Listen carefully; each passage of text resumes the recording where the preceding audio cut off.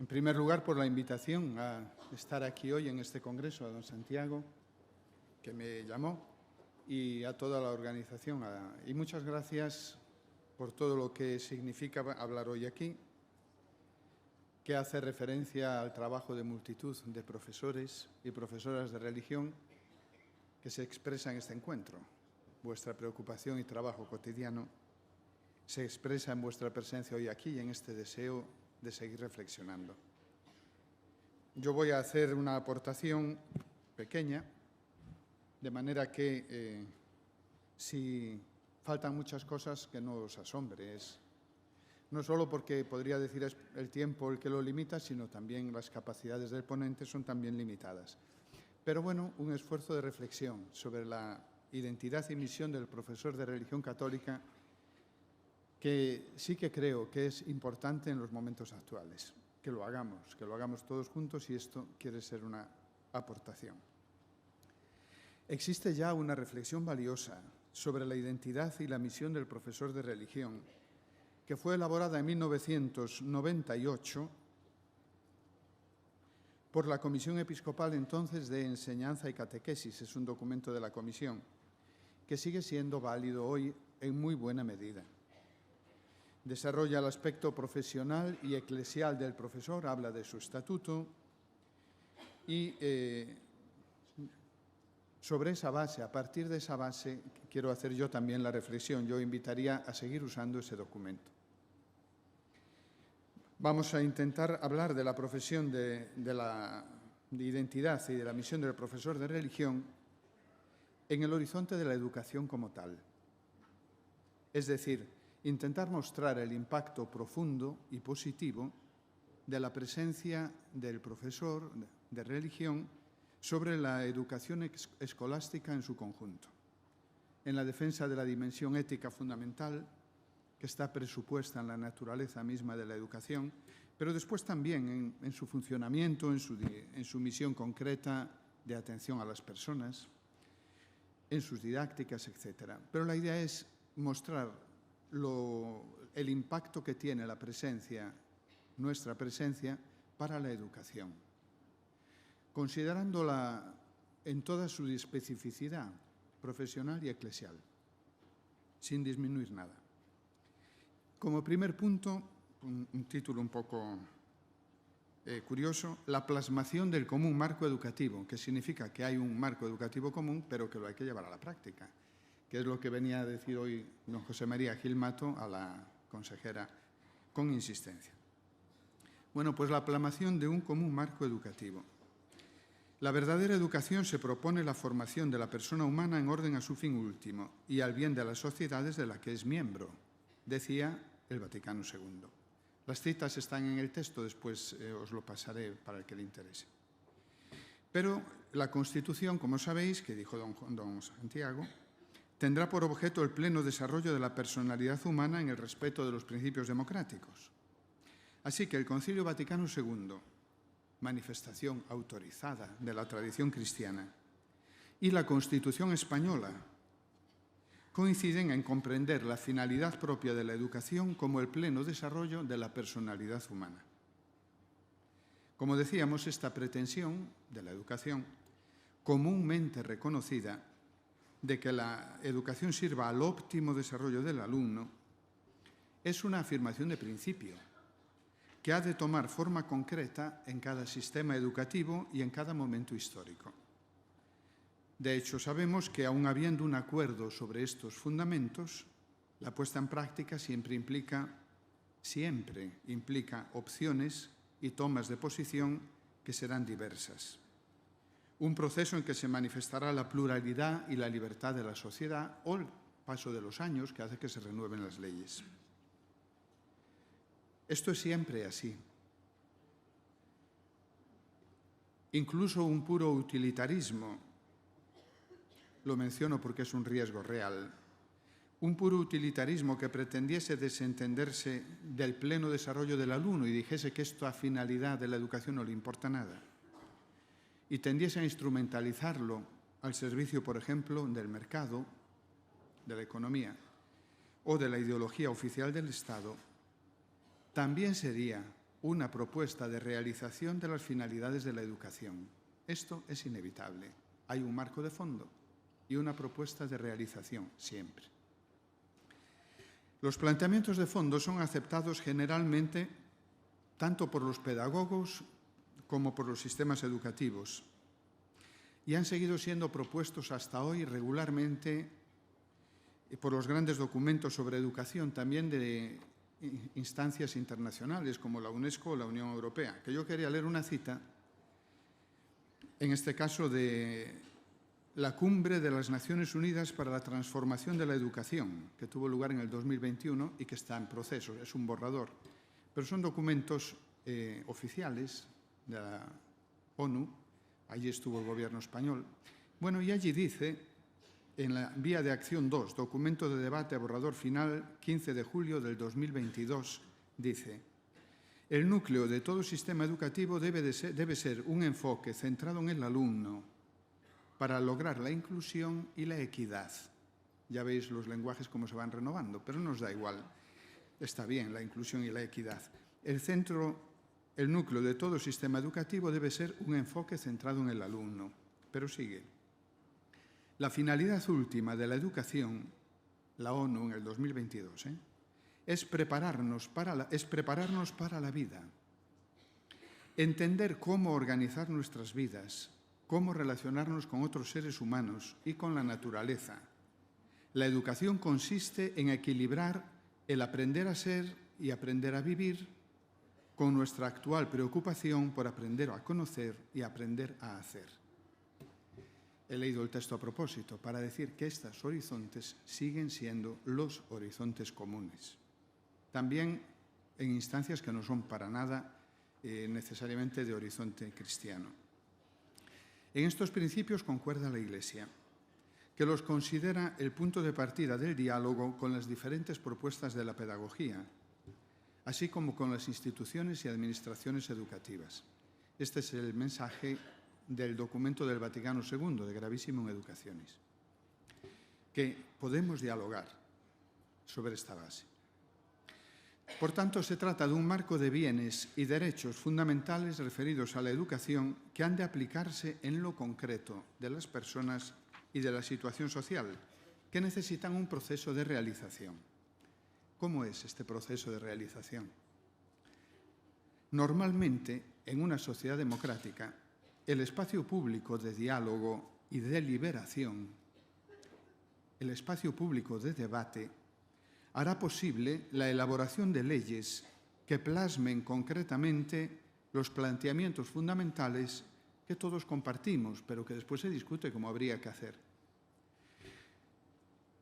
Se plasman en leyes que van a ser siempre más o menos adecuadas o más o menos perfectibles, a través de un proceso de diálogo, de deliberación, de debate público en la sociedad.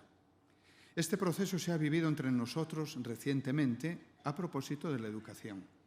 Sin embargo, ya durante la elaboración misma de la LOMLOE, muchas voces críticas subrayaban que el espacio público de diálogo y de debate no era tenido en cuenta suficientemente, se dijo mucho. Y hoy día se sigue echando de menos un mayor proceso de deliberación sobre estos temas en el espacio público, algo sin duda imprescindible para que pueda llegarse a alguna forma de pacto educativo. En este proceso social de debate público, es importante que la intervención del poder político, con los instrumentos que pone a disposición el Estado, no distorsione el espacio público de una deliberación en libertad, ni menos aún sustraiga el tema al debate real, imponiendo una propia perspectiva ideológica. En tal caso, sufriría el proceso democrático y no se resolvería adecuadamente la cuestión de una educación que quiere desarrollar la plena personalidad del alumno. Se generarían desigualdades, exclusiones, se lesionarían derechos. Es importante reconocer todo el significado del debate público a la hora de dar forma práctica a los principios y valores compartidos comúnmente. No se puede considerar esta deliberación común, abierta, como un trámite obligado, quizá molesto, que hay que solventar de alguna manera, que a veces lo pareció en la elaboración de la LOMLOE. Nunca será un bien, sino todo lo contrario, que la demanda social sea débil, que a veces se busca. Que la demanda social sea débil en el ámbito educativo, y menos aún será un bien que no llegue a pronunciarse públicamente. De modo que fuera factible simplemente no tenerla en cuenta a la hora de legislar. En particular, hoy puede darse la tentación de no reconocer el significado público de la Iglesia, aun siendo éste muy real y fácilmente perceptible. En ocasiones puede incluso existir la voluntad de limitar o censurar esta presencia, en ocasiones, aprovechando aquellos medios que permitan tener el debate público más o menos bajo control. Sin embargo, para el bien de la educación, resulta esencial mantener vivo el espacio de la deliberación pública, la conciencia de la necesidad de un diálogo real en la sociedad.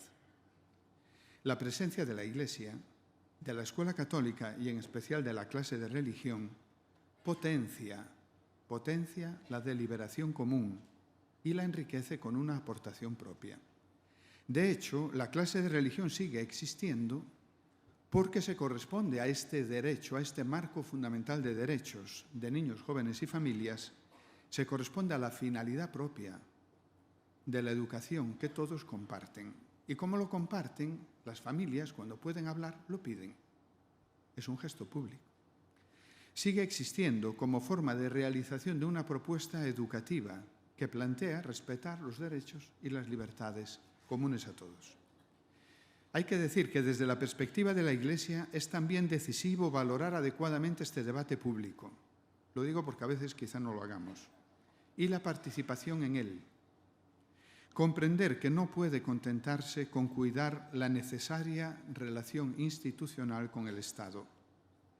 En efecto, la existencia de la ERE se enraiza en la vida social, no proviene de imposiciones legales.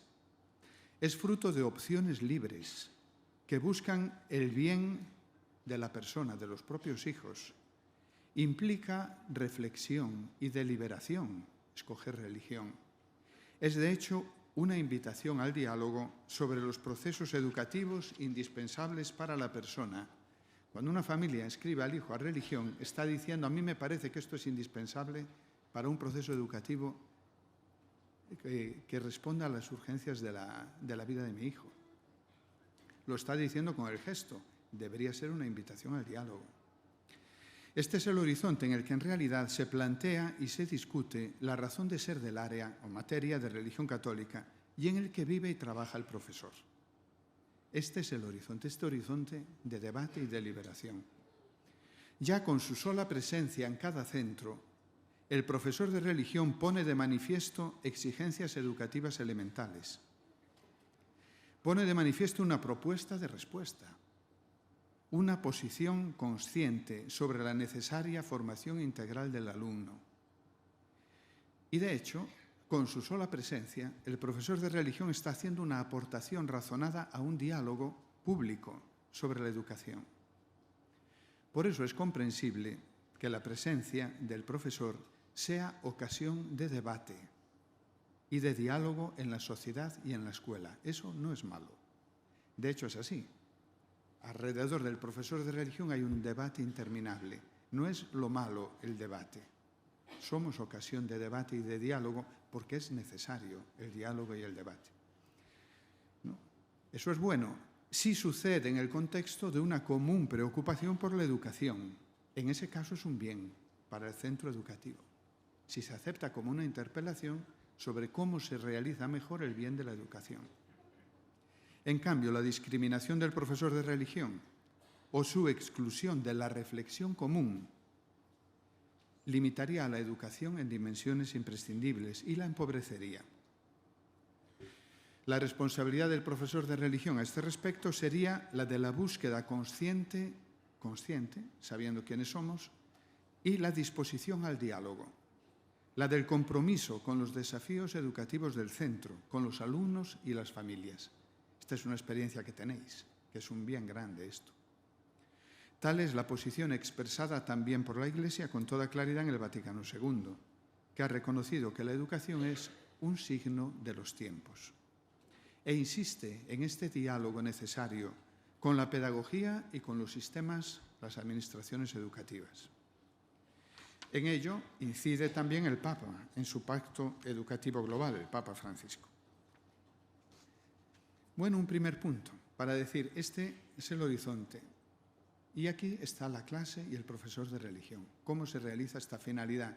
Y nuestra presencia, vuestra presencia, es un signo de una posición, de una propuesta clara, consciente, que en realidad es causa de diálogo y de un diálogo necesario, siempre que fuese diálogo. Desarrollamos un poco. Personalización como método es el título de la siguiente parte. Al referirse, el primer punto se llama una concepción de la persona. Al referirse a la finalidad de la educación, a la formación integral de la persona, cuando se quiere llegar a una realización práctica, es necesario, se aplica siempre, una concepción antropológica, una concepción de la persona, que va a subyacer siempre al proyecto educativo concreto y al modo en que te acercas al alumno individual. Este acercamiento al alumno, que hará posible de muchas maneras el personal proceso de aprendizaje, implica también un principio pedagógico hoy no discutido en la teoría educativa, que para nosotros es bueno e importante. Este principio es la adopción de la personalización como método. Tenemos dos cosas. Cuando se intenta educar, si quiere pasar a la práctica, se va a usar una concepción de la persona inevitablemente. Y además, como método se sabe y se quiere una personalización. Por supuesto, no hay unanimidad, por supuesto, a la hora de determinar cuáles son las dimensiones constitutivas de la personalidad. No hay unanimidad y es evidente que la persona puede ser comprendida de formas muy diversas por padres, profesores y alumnos. La propuesta implicada en la clase de religión conlleva de modo claro y consciente una concepción precisa de la persona, abierta a la dimensión trascendente, es lo primero que decimos, ya diremos más cosas, y que pretende poder respetar plenamente todas las dimensiones del educando, su realidad individual, su razón, su libertad, su concreto patrimonio cultural, religioso, familiar, etc. Porque todo eso es un niño. El niño no existe en abstracto. Existe un niño concreto, niña, que tiene una cierta razón, una libertad, sentimientos, familia, lenguaje, cultura, origen, religión, horizonte de vida. Eso es un niño.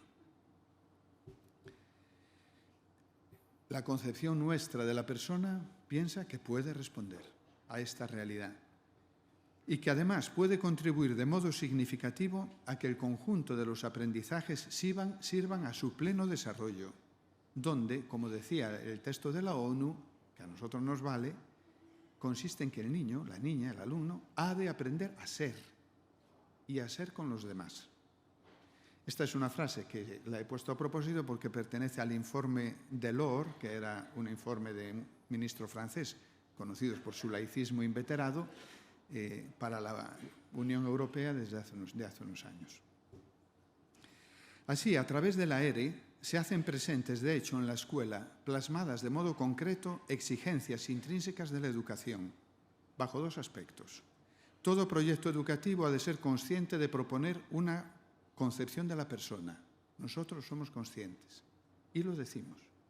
Proponemos una concepción de la persona, cristiana, evidentemente.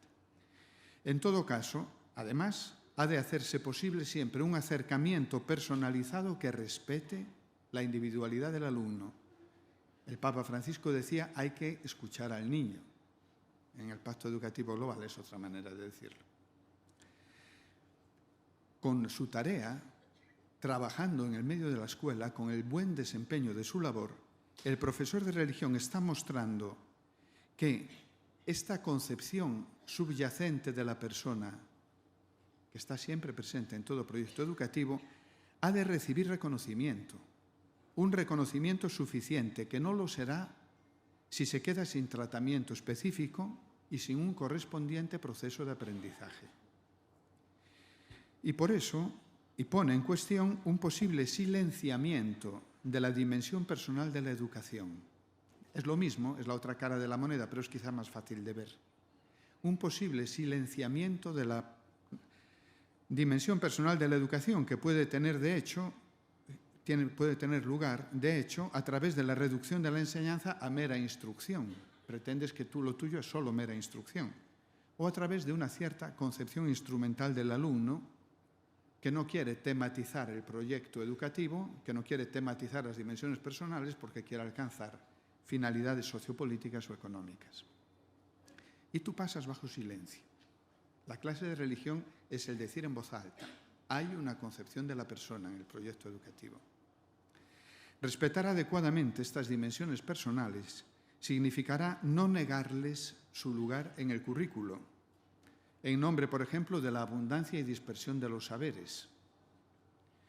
Significará no excluir su aprendizaje consciente, porque entonces se corre el riesgo de reducir todo lo que tiene de dimensión personal la educación a formas de adoctrinamiento ideológico transversales a la enseñanza de las diversas materias.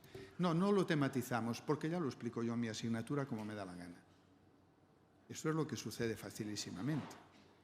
Un ejemplo, aunque pierda algo de tiempo: yo fui profesor de religión.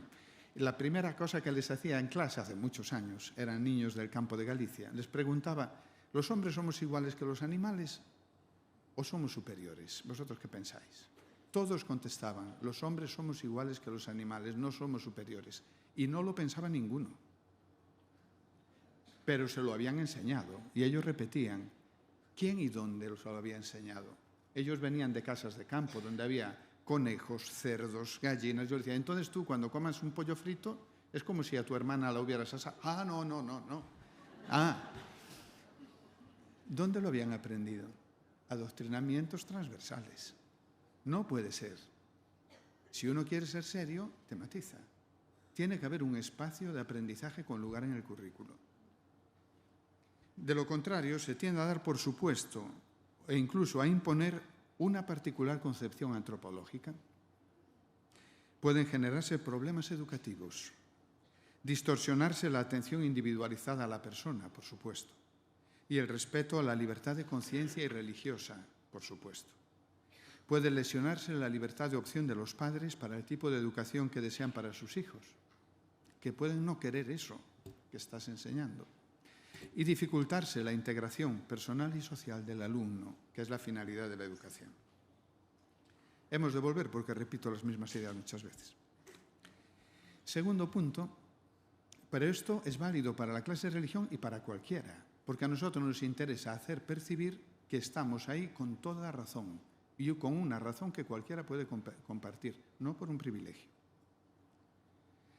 Integración de los saberes. La formación integral de un alumno no es solo el fruto de la transmisión de un conjunto de saberes o la suma de capacidades del alumno, aunque se incluya, como sería necesario, la capacidad trascendente, que significa la que recrea y proyecta el sentido último de la vida. Esto dice un documento de la Conferencia Episcopal Española sobre la Escuela Católica. Describe así la capacidad trascendente, que recrea y proyecta el sentido último de la vida. Lo digo porque me pareció una descripción interesante. Bueno, la integración de los saberes, la formación integral, que implica una integración por el alumno, no es simplemente una suma. Implica un desarrollo armónico que le haga posible a la persona crecer en la capacidad de disponer él de sí mismo, que le haga crecer en responsabilidad personal y social. O sea, capaz de vivir, de decidir, de comprender, de estar en el mundo, de ser responsable ante sí mismo, ante los demás, ante la sociedad, ante la naturaleza. Para eso se educa, en teoría. Como decían nuestros padres, yo lo que quiero es que sepas estar en el mundo. Para eso. Esa es la integración de los saberes, que puedas disponer de toda una serie de instrumentales, pero que tú sepas estar. Que decía también a su manera la consejera. Ricos de conocimiento y ricos de valores. Valores, al final, es una palabra, una manera de aludir a este horizonte educativo. A través de las diferentes disciplinas escolares, tiende siempre que esto es importante, tiende siempre a producirse en la escuela la asunción de un universo cultural como fuerza totalizadora de la personalidad. No podemos pensar que no sucede, siempre sucede. Tú vas a la escuela y a través de las diferentes disciplinas escolares, esto es una cita, tiende siempre a producirse en la escuela la asunción de un universo cultural. Sí, el niño se hace una idea del mundo. Eso no hay quien lo evite. Y sucede a través de todas las asignaturas. Y esto implica explícita o implícitamente una concepción de la persona, una fe, una cosmovisión. Pero si no hubiese el correspondiente ámbito de estudio atento a la identidad cultural y religiosa del alumno, esta formación no se llevaría a cabo de modo respetuoso de la persona. Esta asimilación de los saberes no estaría respetando la realidad del alumno, le estaría imponiendo, de hecho, una concepción u otra del mundo con un método impropio de la escuela, porque lo propio de la escuela es enseñar, no imponer. En realidad, la personalización de la metodología escolar es imprescindible. Para nosotros puede ser hasta un axioma. Es imprescindible y está presupuesta en los fines mismos de la educación, que es el pleno desarrollo del educando, de la persona. Luego, personalización. El proceso de aprendizaje al que sirve el profesor de religión corresponde a esta exigencia intrínseca. Parte, precisamente, de una atención pedagógicamente desarrollada a la persona individual del alumno. Fijaros si parte que es de oferta obligada y de libre elección por parte del alumno. O sea, el protagonismo del alumno es de particular evidencia en la clase de religión, para bien. Una atención a la persona individual del alumno, al sujeto, con su razón y libertad, que va incluso a escogerla, con su familia, con su cultura y su religión, o sea, al sujeto real. E implica interés por su persona, cuidado de su libertad y a la vez el compromiso con sus preocupaciones más vitales y profundas. Esto lo hace el profesor de religión.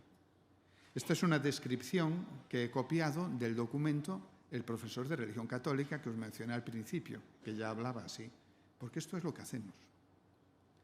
El profesor de religión, desde una propia concepción de la persona, ofrece una respuesta consciente y sistemática a la necesidad que tiene el niño de poder integrar los conocimientos que recibe, y que solo desde la perspectiva específica de las demás materias, que está centrada cada uno en otro proceso de aprendizaje, no se conseguiría del mismo modo. De modo que el profesor, nosotros, colaboran con las otras áreas y materias en el aspecto más humanizador de la educación del alumno, impulsando, y cito, su dignidad, libertad y responsabilidad en el quehacer junto a los demás. Esto es de El profesor de religión católica, nuestro documento. En todo caso, no es posible educar adecuadamente cuando se descuida la identidad concreta que vive el alumno, o menos aún cuando se censura o se niega su relevancia para la escuela. No podría madurar en la asimilación personal de las enseñanzas recibidas. No estaría acompañado en un proceso intencionado escolar. No estaría acompañado en el proceso de crecimiento en su responsabilidad personal y social. Y podría ser incluso causa de conflicto con aquellos alumnos con una pertenencia familiar, cultural y religiosa más fuerte. Y de hecho ha sido, es y seguirá siendo causa de conflicto. Que no entro ahora en eso. En cambio, la ERE pone de manifiesto ante la comunidad educativa que se puede dar forma escolar a procesos de aprendizaje referidos a la dimensión moral y religiosa, a la integración personal de las enseñanzas en vista del crecimiento de la libertad y la responsabilidad del alumno. Por eso, la existencia de la clase de religión es para el alumno signo de respeto por su propia persona y para la escuela posibilidad de una mejor realización de su propia finalidad. Para el profesor de religión esto significa que debe de cuidar un permanente contacto con los otros profesores o, cito el documento sobre profesores de religión, situar el área de religión católica en el contexto de otras áreas con su aportación peculiar a los objetivos educativos. Bueno, este ámbito educativo en que se sitúa la ERE, que quise describir, ya sé que de modo bastante abstracto, puede ser común a todos los alumnos, no es solo para la clase de religión católica. Nosotros lo hacemos magníficamente y lo hacemos visible, casi los únicos que luchan por este ámbito educativo.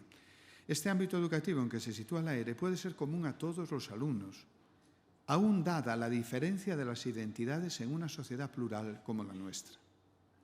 No puede negársele a este ámbito un lugar en el currículo diciendo que es el mero interés particular de algunos, que como son católicos tienen esa manía. No es un mero interés particular de algunos, porque a todos se les plantean las mismas exigencias educativas, que incluyen el conocimiento del propio patrimonio moral y religioso a través de un proceso de diálogo con la cultura, con su mundo. Lo propio de la escuela es ofrecer el espacio para conocer realmente y verificar las propias convicciones y cosmovisiones en su capacidad de explicar la realidad y de guiar la acción, que esto es la integración de los saberes, es esto, la capacidad de explicar la realidad y guiar la acción.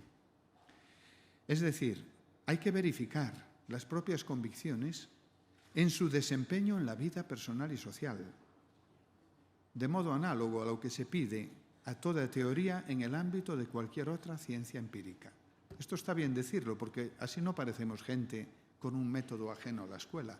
Todas las ciencias hacen esto.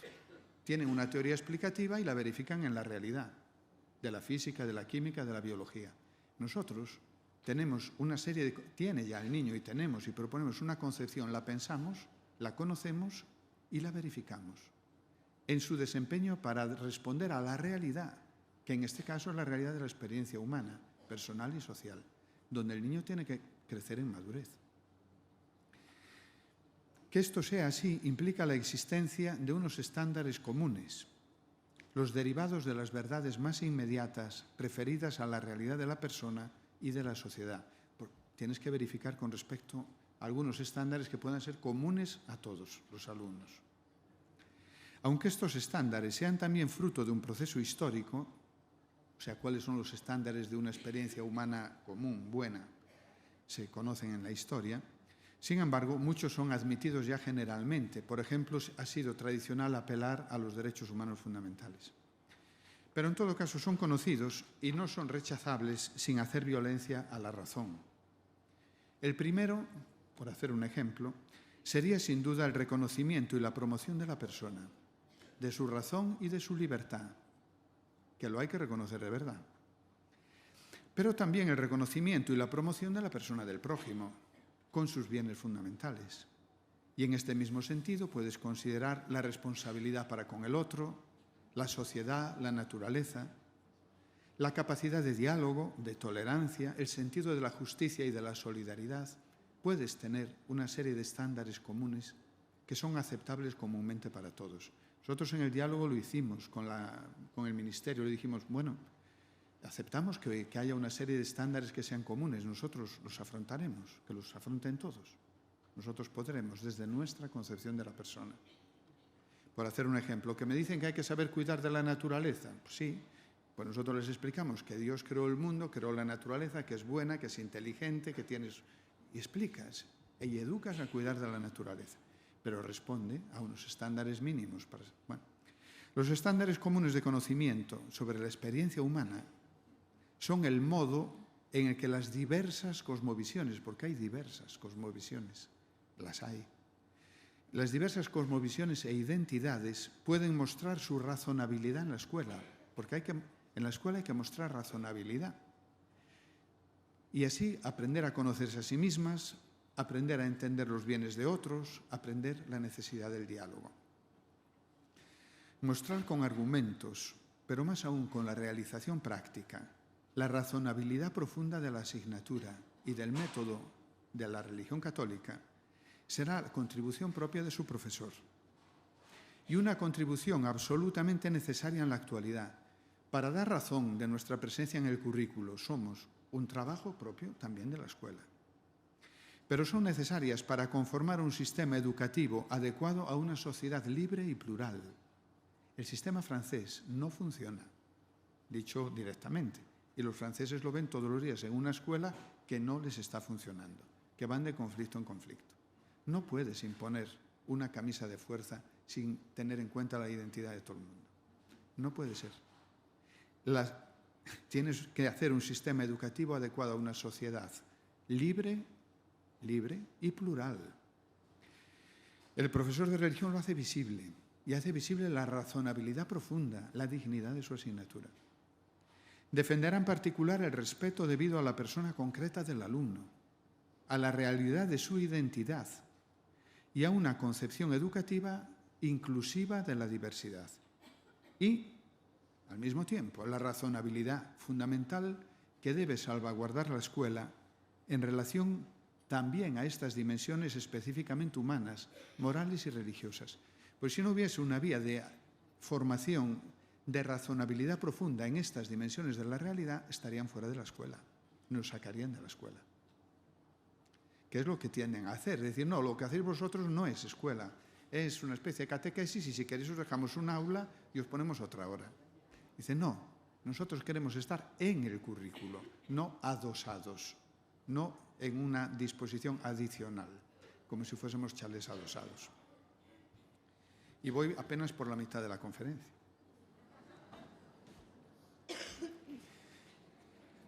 Menos mal que está escrita. Como no la acabaré, pues me saltaré alguna cosa. La fe cristiana como punto de partida, porque esta es la tercera parte. Yo he hecho un razonamiento general para hablar de un ámbito educativo que existe, que es imprescindible, que no puedes no tratar. Porque si no lo tratas, o impones de modo impropio a la escuela, o adoctrinas transversalmente, o no educas, o chocas con la identidad del niño que realmente la tiene, una identidad familiar fuerte, y la va a defender y no te va a aceptar. Te va a decir, lo que usted dice no me respeta y además no es lo mío. Y ya puedes decir y hablar lo que quieres. Y eso como mínimo. O sea, hay un ámbito que es común a todos y es un ámbito que es necesario para la finalidad misma de la educación, que no es sumar historias y saberes. Siempre hay una concepción de la persona, siempre tiene que darse la constitución de un universo cultural de cómo estoy yo en el mundo, siempre debería de formarse razonablemente en este ámbito también en la escuela. Pero ahora tenemos que ver lo nuestro, la fe cristiana como punto de partida. La ERE no podría concebirse como un saber sobre contenidos de fenomenología e historia de las religiones, que se sumaría simplemente a otros saberes. Sin duda, algunos de estos conocimientos son necesarios, tanto para entender mejor la propia tradición, como para facilitar la comprensión y el diálogo con quien proviene de otra religión o cosmovisión en nuestra sociedad plural. Tenemos hoy aquí al imán de Granada. Hay muchas personas que son musulmanas. Pero hay muchas personas que son ateas o que tienen cosmovisiones, vaya usted a saber cuáles, están en la escuela. Pero no basta limitarse al estudio del hecho religioso. Esta es la opción francesa de la laicidad. Es lo que dice el informe de Régis Debray, que se llama La enseñanza del hecho religioso en la escuela laica del 2002, a consecuencia de problemas enormes que tuvieron con alumnos que eran de tradición musulmana. Pero porque les saltó así la razón de escribir el documento. Ellos están llevando este planteamiento desde hace mucho tiempo también para sacar lo católico en cuanto tal de la escuela. Entonces dicen que no, ellos dicen hecho religioso. No basta limitarse al hecho religioso, a ofrecer al alumno algunas claves para que no esté desprovisto de los mínimos para entender el arte, el patrimonio histórico y la cultura. Porque así no se tendrían en cuenta suficientemente las verdaderas dimensiones de lo religioso para la persona. Tengo aquí una cita, ya la leeréis, del Secretariado General de la Enseñanza Católica de Francia, hablando de esto, porque los franceses dialogan con su gobierno, donde dice que lo religioso tiene otras dimensiones. Tiene también la dimensión ética, social, cultural, y facilitaría mucho la integración de todos, si se hiciera en serio, dicen ellos, que es lo mismo que estamos diciendo aquí ahora. No basta el hecho religioso. No se tendría en cuenta la identidad propia del alumno de esa manera. Le transmitirías una especie de enciclopedia de lo religioso racional que alguien habría hecho, pero no estarías dialogando con la identidad propia del alumno, no tendrías en cuenta su patrimonio cultural y religioso, no se facilitaría la respuesta a la exigencia de asumir personalmente y responsablemente lo aprendido en la escuela. Es necesario un proceso de aprendizaje vinculado a las dimensiones más personales del alumno. Y este proceso deberá ser propio de la escuela, respetando sus métodos y procesos pedagógicos.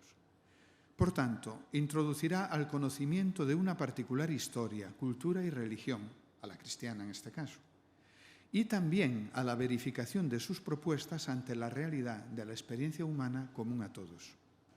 Así podrá el alumno comprobar la razonabilidad de las propias opciones y madurar.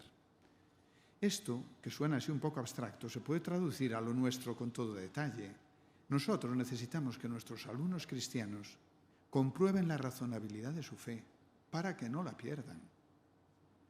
Sin la clase de religión es muy fácil perder la fe, porque tú necesitas, cuando vas creciendo, comprender que aquello que te han transmitido en tu casa, las cosas que siempre has creído, son verdad. Y el niño no va a hacer no se sabe qué elucubraciones, pero si ve que no responde a nada de las cuestiones fundamentales que tiene a tu alrededor, que la gente habla de esto, de aquello y de lo tercero, y que su fe no tiene nada que decir, la acaba olvidando por lo menos. O sea, el niño necesita comprobar la razonabilidad de sus propias opciones y madurar en responsabilidad personal.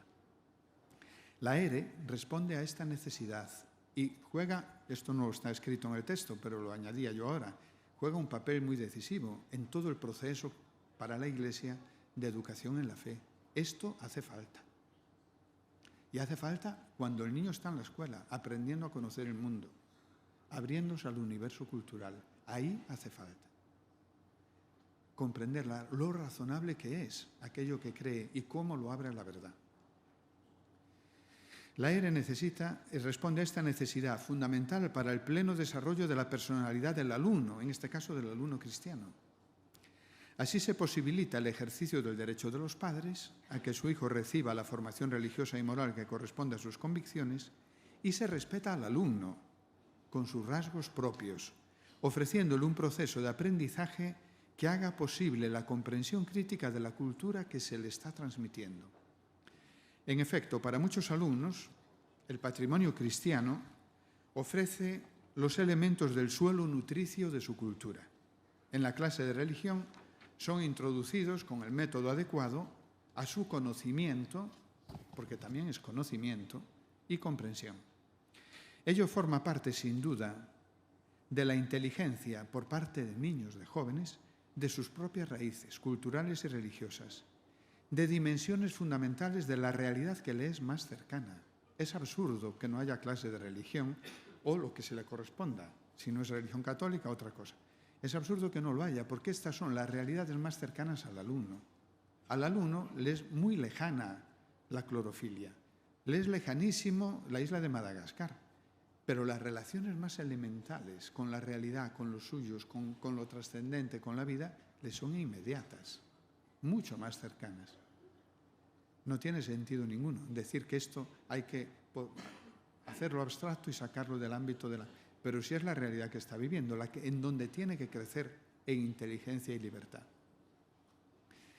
Pero no se conoce una religión o una cosmovisión, no se conoce el cristianismo simplemente a través de la suma de datos históricos o sociológicos, sino solo al comprobar su capacidad de ofrecer un universo de sentido que permite integrar las dimensiones de la existencia, los conocimientos y las competencias. A través del diálogo de la fe con la cultura se pone de manifiesto la verdad y el sentido de la propia tradición. Pero esto lo tenemos que hacer y si no lo hacemos se hará solo. Esto es inevitable. Todo niño que crece confronta la verdad de la fe recibida, con las exigencias de la cultura, del mundo humano, cultural y social en el que vive. Lo va a hacer inevitablemente. Si no está el acompañamiento de la clase de religión, será mucho más difícil. Por tanto, el diálogo de la fe con la cultura sirve a poner de manifiesto la verdad y el sentido de la propia tradición, confrontada con la exigencia de discernir de modo constructivo, discernir de modo constructivo lo que es verdadera liberación y auténtica cultura humana y lo que no lo es. En la enseñanza de religión católica se responde concretamente desde la fe en Cristo a las grandes preguntas sobre el origen y el destino del hombre, sobre Dios, y se capacita para optar por el bien y la verdad, por el amor a los demás, por la justa relación con el prójimo, la sociedad y la naturaleza, que esto es como quien dice la fe y la moral. Y se hace posible así la confrontación crítica con los valores y propuestas de la sociedad, y esto es importante, para el alumno es importante, para poder integrar unas cosas en el horizonte de sentido de la vida y para poder desechar otras, contrarias al crecimiento de la propia vida. Y esto debe ser posible en una sociedad libre. Partir de la cosmovisión cristiana no significa que esta propuesta educativa se dirija solo a los creyentes, con exclusión de los demás, porque a veces me lo dicen. Razonamos desde la identidad del niño, pero vienen otros que no son cristianos, pueden venir. La clase de religión está abierta a todos. Dicen los franceses en una frase bonita que no me resisto a leer, de la enseñanza católica, pero nosotros lo decimos, la clase de religión está abierta a todos, por vocación y por elección, en razón de la catolicidad de la Iglesia y en razón de una mirada llena de esperanza que tiene sobre cada persona. Es una frase de los franceses que es bonita. Está abierta a todos, por vocación y por elección, porque queremos, por una mirada de esperanza sobre cualquier niño o niña. Está abierta a todos y otros pueden elegirla, también quien no se considere cristiano, pero piense que puede servir a promover la perfección íntegra de la persona o que puede servir a la construcción de un mundo que debe configurarse más humanamente o que piense alguna cosa parecida, puede venir. Es un ámbito educativo al que puede participar, la clase está abierta.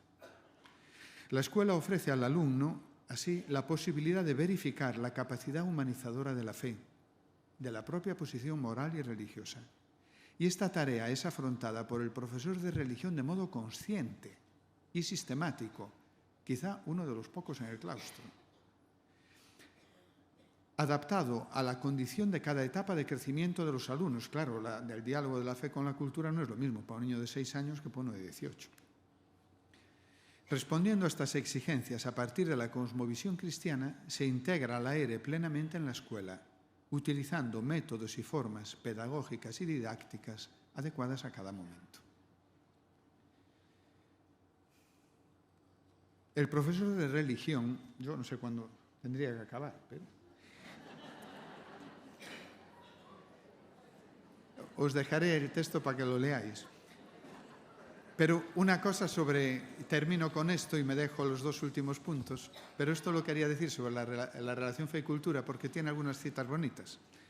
El profesor de religión cumple esta tarea a partir de la concepción de la persona y de la cosmovisión que proceden de la fe en Jesucristo, Hijo de Dios.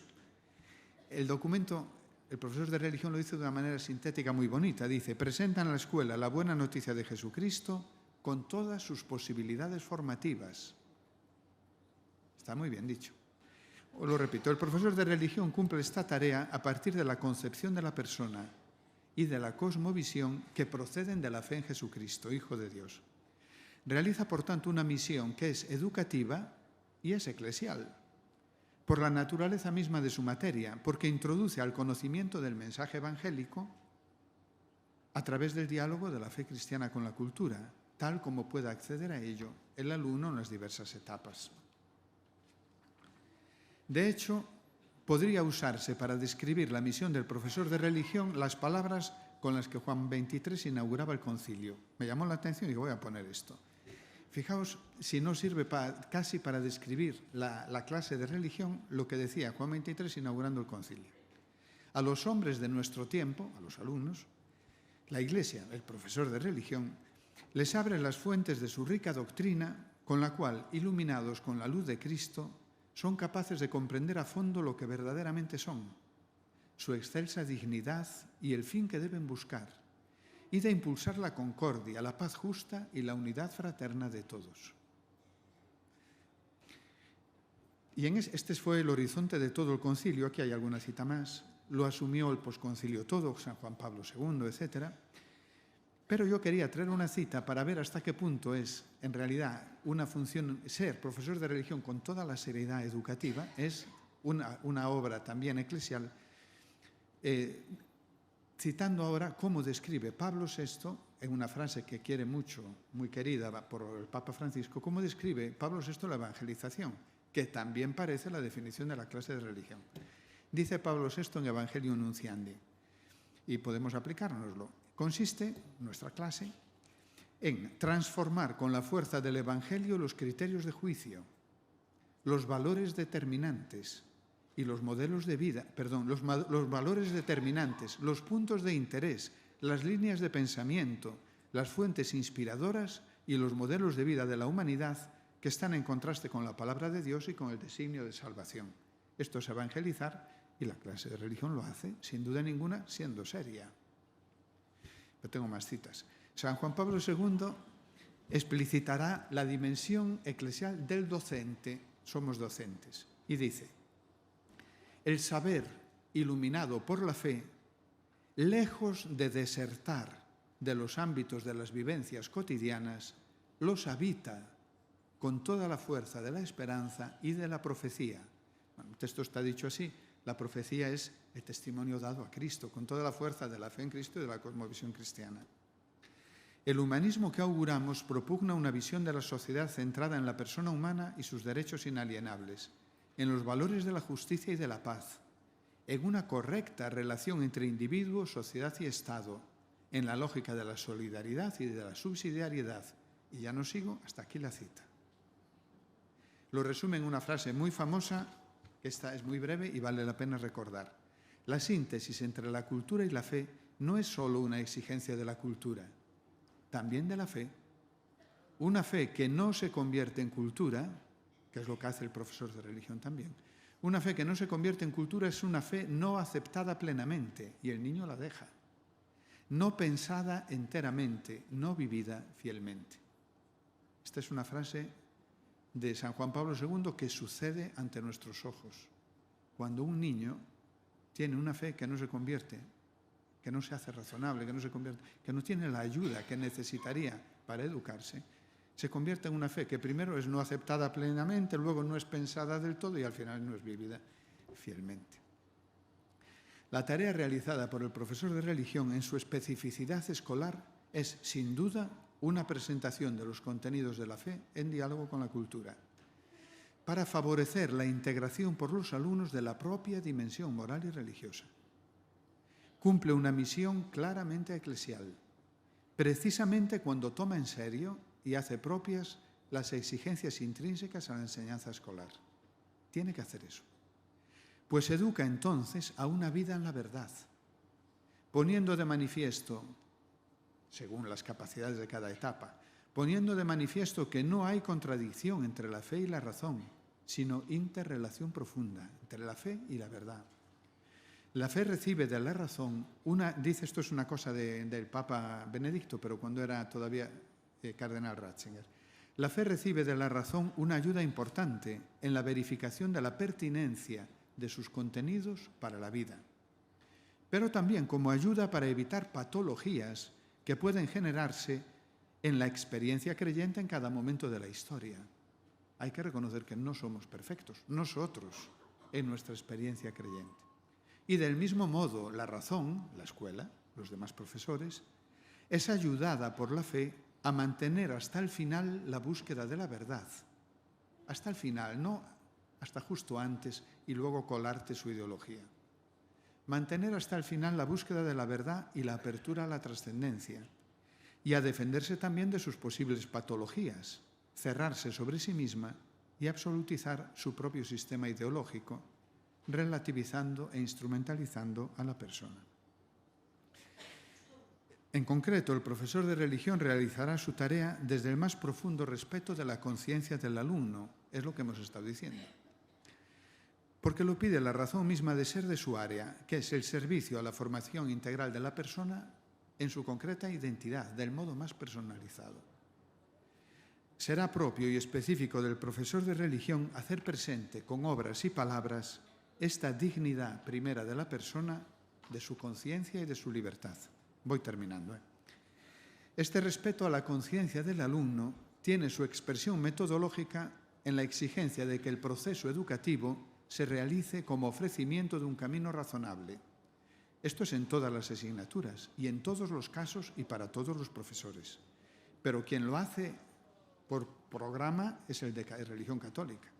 Este respeto a la conciencia del alumno tiene su expresión metodológica en la exigencia de que el proceso educativo se realice como ofrecimiento de un camino razonable, adecuado a la situación y a las etapas en que se encuentran los alumnos, y nunca como imposición. El riesgo de prácticas impositivas existe siempre en la educación. Puede manifestarse en cualquier área o materia y afectar a los alumnos en dimensiones profundamente personales. Puede hacer mucho daño. La naturaleza misma de la clase de religión, en cambio, exige al profesor que afronte esta problemática explícita y adecuadamente, pues su tarea es introducir de modo sistemático a un conocimiento razonable de los contenidos de la propia fe y tradición, teniendo en cuenta todo, teología, historia, ciencias humanas, en un diálogo con la cultura que no es posible sin promover el uso de la razón y el crecimiento de la libertad. De este modo, el profesor de religión hace una contribución importante a la salvaguardia del justo método educativo en la escuela, que es por naturaleza siempre propositivo y razonable, y podrá evitar de modo muy consciente el riesgo del adoctrinamiento, al que todo profesor, no solo el de religión, está expuesto en la enseñanza de cualquier materia, especialmente en aquellas que influyen más directamente en la integración de los saberes, en la asimilación de un horizonte de sentido, en la construcción de un propio universo cultural. O sea, que me queda toda una parte que no hago, que ya podéis suponer, de dimensión eclesial, de formación que hay que hacer, que está escrito un poquito, y toda una reflexión sobre el nuevo currículo, que está dicho así brevemente, pero que tampoco me da tiempo de hacer. Puedo terminar diciendo, también en la actualidad, en el sistema educativo regido por la LOMLOE, el profesor de religión es una interpelación a favor de la neutralidad del Estado y de la pluralidad de la escuela, de la pluralidad de la sociedad que ha de estar reflejada en la escuela y de la necesaria correspondiente neutralidad del Estado. Por tanto, de la neutralidad del Estado, del respeto de la escuela como espacio público en una sociedad plural, de la defensa de los derechos de todos, de una educación que evite la instrumentalización ideológica o mercantilista. Todas estas repercusiones a las que fui aludiendo pueden parecer desproporcionadas. Dicho así, parece una cosa tremenda. Puede parecer desproporcionadas con respecto a la persona de un profesor de religión, persona individual de un profesor de religión. No es desproporcionado. Es la consecuencia de la relevancia decisiva de esta dimensión educativa, de estas competencias personales que deben de tener un espacio propio y un proceso de aprendizaje en la escuela. En realidad se trata de un desafío que hay que hacer siempre. Yo empecé diciendo, hay un marco común, unos valores reconocidos en abstracto y un proceso de realización. Este es un desafío siempre, para cada generación, para cada ley educativa, para nuestra sociedad. Especialmente nuestra sociedad, necesitada de defender a la persona ante el crecimiento acelerado de medios técnicos que potencian la posibilidad de poner en cuestión la dignidad y la libertad por parte de quien detenta el poder. Para responder a estos desafíos, será decisivo hoy seguir defendiendo la dignidad del profesor de religión y salvaguardar su libertad real en el centro educativo, su posibilidad de presencia y de acción sin limitaciones destinadas a coartar su actividad, que a veces las hay, sin exclusiones ideológicas difícilmente justificables en un espacio público, como es la escuela, que dicen que la escuela es pública, tiene que serlo.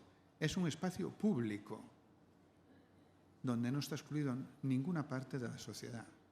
Bueno, no me detengo. Se defenderá así al mismo tiempo al profesor de religión, al área o materia, a la formación integral del alumno, pero también a la libertad de todos y a la misión educativa de cada centro. Bueno, muchísimas gracias por vuestra paciencia.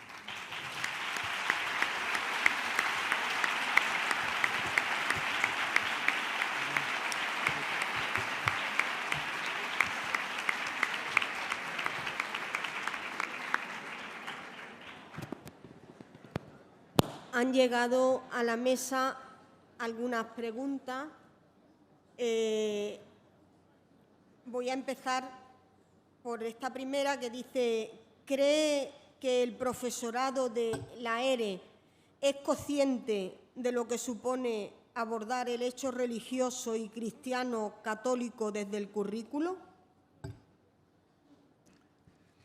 Yo creo que mayoritariamente sí. El profesorado de la ERE es muy consciente, porque le obligan a la fuerza. O sea, no nosotros, sino la vida. O sea, la presencia en la escuela, que decía yo al principio, el profesor de religión es causa constante de diálogo, cuando no de debate. Puede sufrirse. Entonces, quizá en este aspecto se necesita mayor ayuda.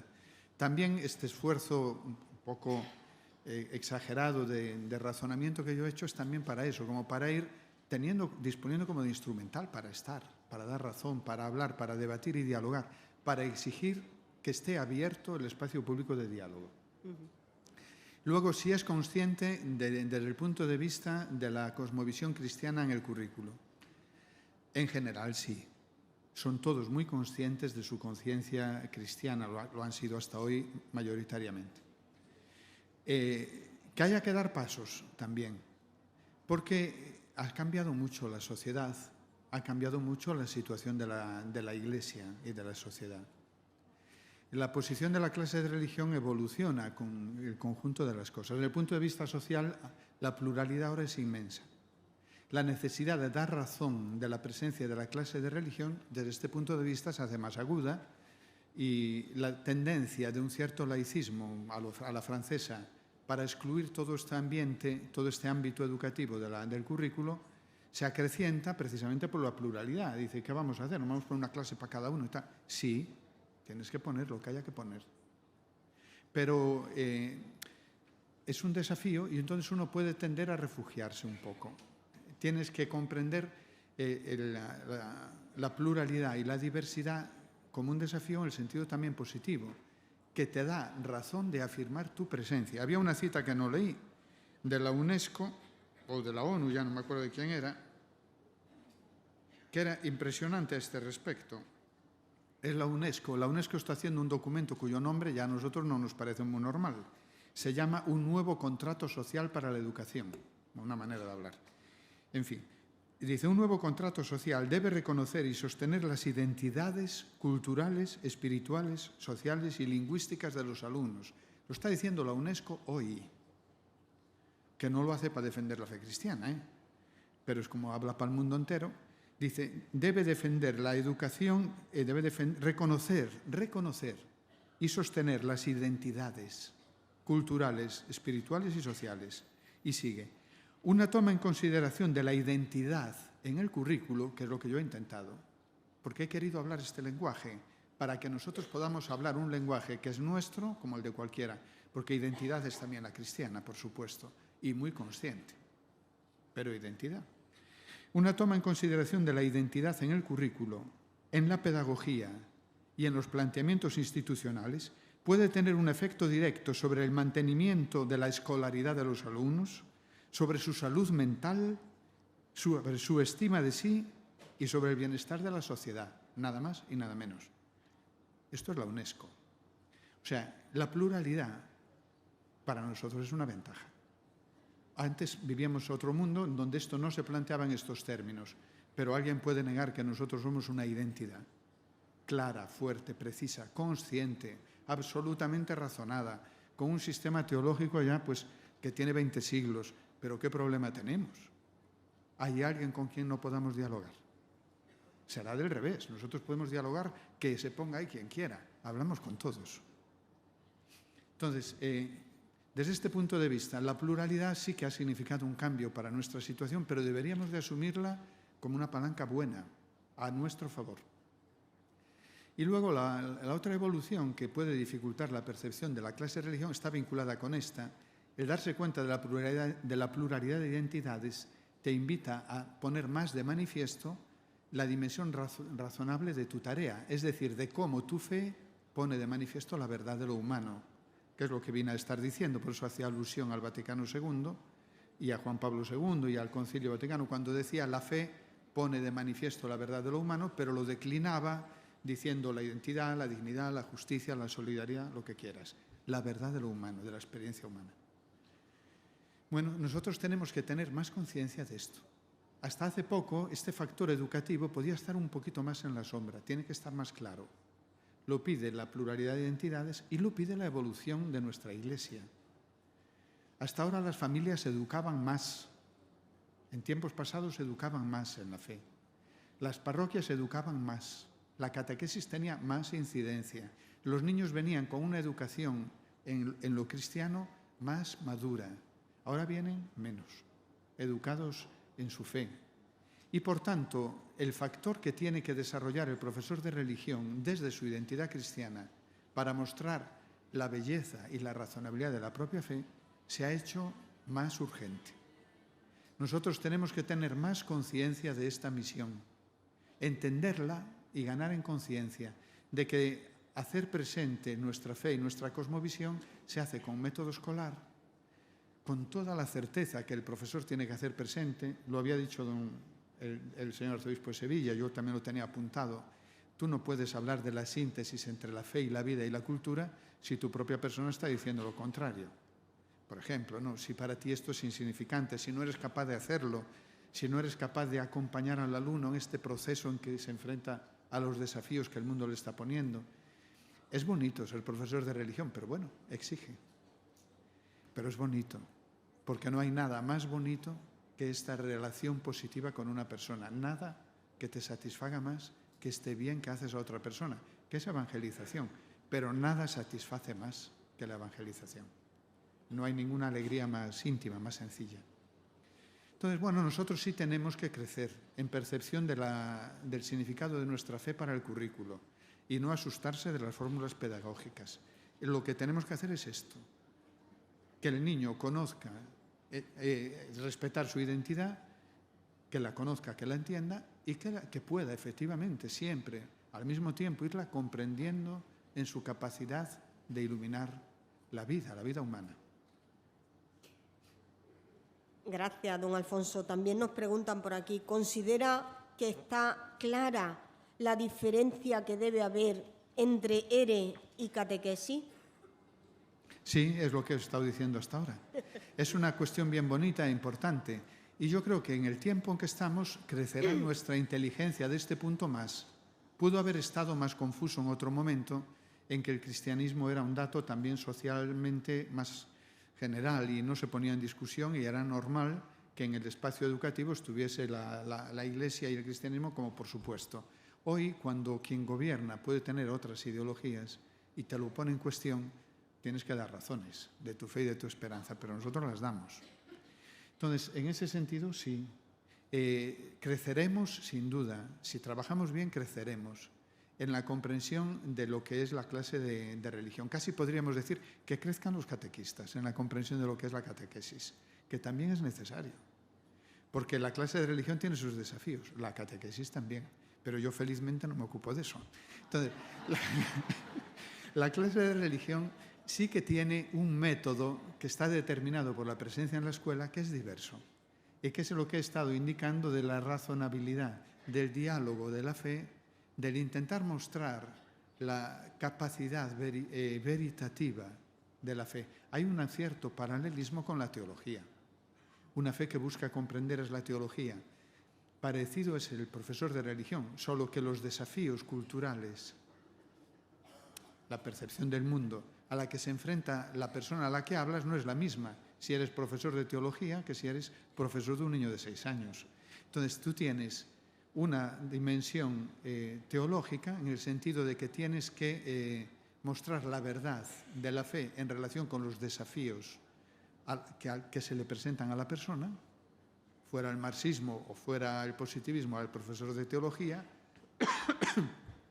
o una concepción de Dios que pone en cuestión la cristiana al profesor de teología, o fueran las que se le pueden presentar a los niños poco a poco en su crecimiento, en donde está acompañado, porque hay que darse cuenta de una cosa. Es grandioso que el profesor de religión pueda acompañar a los alumnos desde 5 o 6 años hasta que termina la adolescencia. Eso es una tarea que en sí misma tiene un punto de grandeza. Es un acompañamiento, pero sí, no es simplemente catequesis. Tiene que tener este acento que hace de razonabilidad, de método escolar, de pedagogía, que tienes que asumir, no me doy tiempo de decirlo, el diálogo significa tomar en serio el contexto pedagógico y didáctico sobre una base. Los valores de fondo los compartimos, al menos en teoría, por tanto lo podemos aceptar. Y luego, al tomar en serio la pedagogía y la didáctica, podremos ver sus valores y podremos también aportar para mejorar sus deficiencias, diciéndolo en positivo para no tener que decir y podremos criticar sus errores. Pero bueno, hay que aceptar la pedagogía. La Iglesia siempre quiso estar en la escuela, estar. La escuela en este sentido es como un ágora, pero un ágora absolutamente decisiva en la que nosotros no podemos no estar. Hay que estar. No podemos decir, no me gusta lo que hay en esta ágora, no me gusta cómo hablan los demás, no me gusta lo que dice este señor, que habla de competencias, que eso es una cosa más aburrida que yo qué sé. Bueno, te guste o no te guste, tú estás ahí y hablas y testimonias y trabajas y dices y haces que el cristianismo esté presente. No podemos no estar en el ágora educativa. La Iglesia siempre ha querido estar. El Vaticano II, que venía de debates tan ásperos como estos o más sobre la presencia en el ámbito educativo y verdaderas guerras educativas, porque hay que recordar las guerras educativas en la Francia de finales del primer siglo XX, tomó la opción decidida en Gravissimum Educationis. La educación es un signo de los tiempos. La escuela es un signo de los tiempos. Todo este proceso educativo inmenso, decisivo para las sociedades y que muchos quieren usar por la potencia inmensa que tiene de conformación de la persona, es un signo de los tiempos del que no podemos de ninguna manera pasar de largo. Nosotros tenemos que estar. Y podemos estar en cualquier ágora. Si tenemos limitaciones, intentaremos superarlas, pero no tenemos tantas. También lo decía en el texto, no estar en el ágora educativa no significa aceptar las ideas del ministro, no nos importan las ideas del ministro. Nosotros aceptamos el marco educativo y estamos para cumplir una tarea educativa que es evidente que debería de estar reconocida, que debería de formar parte de todo currículo educativo, que eso sería el verdadero pacto educativo, aceptar cuáles son los factores más elementales necesarios para alcanzar la finalidad. Si la finalidad es el pleno desarrollo, saber que tiene que haber por lo menos A, B, C, D y E, y después saber cómo lo hacemos. Y en ese A, B, C, D y E están las dimensiones personales, las competencias personales. Bueno, nosotros, en fin, en ese ámbito tenemos que estar y podemos estar.